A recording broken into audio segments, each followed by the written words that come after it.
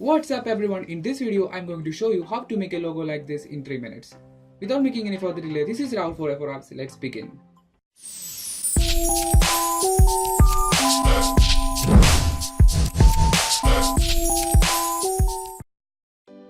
First we need a background for the logo. I prefer this picture. I am dragging this to the Photoshop. If grid lines are present like this, you can use this option or using Ctrl+H to hide this. Now select the text tool, choose the font you want. I am preferring this font. Download a link for several beautiful fonts was given below in the description. If you want, you can download it from there. Then type name of your logo. I am typing A for apps.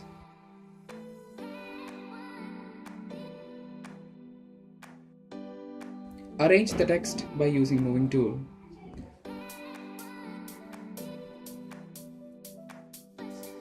Now we need a circle for the logo. For that, we are selecting the ellipse tool and draw a circle.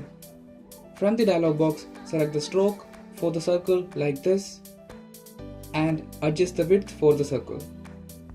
Then by moving tool, move the circles to the text. Then select the text and circle and make it as a group by clicking on the group icon. Now we can control the logo completely. Then we want to give some colors to the logo. For that, I am dragging another colorful picture into Photoshop. By holding Alt key, clicking in between the layers like this and make the picture as a clipping mask. Now we can arrange the picture as we like by using moving tool. The next thing we are going to do is giving 3D effects to the logo. For that, select the blending option from here or double clicking on the group icon like this. Select drop shadow from the blending option and arrange the shadow as you like.